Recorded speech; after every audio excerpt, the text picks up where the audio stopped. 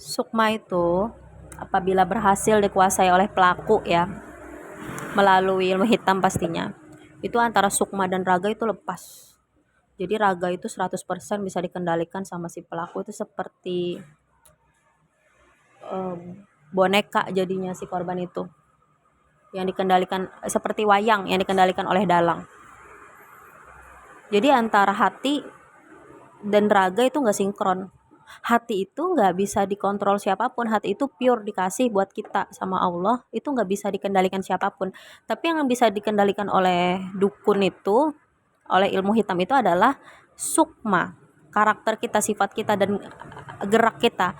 Kalau hati kecil pasti kayak berkata, kenapa aku jadi kayak gini ya sekarang ya, kenapa aku tiba-tiba berubah ya, kenapa aku tiba-tiba ngerokok ya, kenapa tiba-tiba aku nggak suka mandi ya gitu, kayak kenapa sifatku banyak yang berubah ya, kayak bukan aku. Itu hati kecil pasti pasti ngomong kayak gitu, tapi raga tuh nggak bisa ngelawan. Itulah santet narik sukma tuh kayak gitu. Dan ketika orang ini bisa menguasai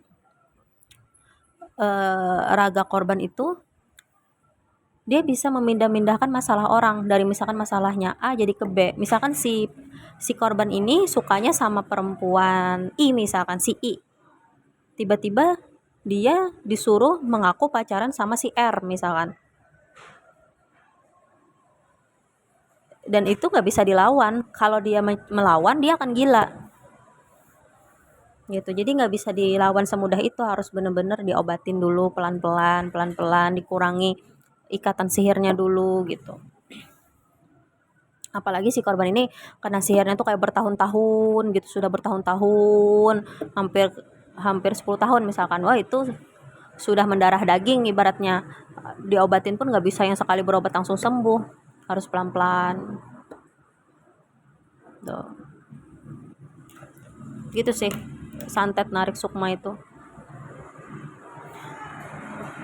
Dan itu benar-benar merusak karakter dari si korban, karena si pelaku dengan pandainya akan mengontrol si korban melalui raganya sendiri gitu. Jadi dia nggak usah capek-capek memfitnah, dia tinggal kontrol raga si korban aja gitu, buat ngerokok sambil live misalkan di sosial medianya ngerokok, padahal masih kecil, masih 16 tahun misalkan ngerokok. Jadi hujat orang lah, padahal bukan dia itu. Dia pun dalam hati, kenapa aku kayak gini ya gitu, tapi kan nggak bisa ngelawan raganya kayak gitu. Jadi banyak kayak gitu sebenarnya, cuma nggak bisa ngomong karena hampir semua orang yang kena kayak gini susah sih untuk ngomong. Karena aku banyak teman-teman yang kena santet. Sebelum ramai di TikTok ini kan aku di threads, banyak tuh yang sharing sama aku juga sama mbak kayak kamu katanya, tapi aku kok nggak bisa ngomong kayak kamu ya ngejelasinnya katanya, karena dibungkam, rata-rata dibungkam atau bingung menjelaskannya tuh dari mana gitu. Bisa menjelaskan, nggak bingung menjelaskannya dari mana, tapi takut nggak dipercaya orang gitu. Jadi ada yang bisa menjelaskan tapi takut nggak dipercaya orang, takut dikatain orang halu atau dikatain orang macam-macam gitu kan. Ada juga yang dia nggak takut sebenarnya dikatain orang, tapi dia nggak bisa menjelaskan gitu loh, kayak bingung menjelaskannya dari mana. Ketika dia mencoba menjelaskan, kata-katanya kok semacam terpuntal tuh bahasa Banjar ya, semacam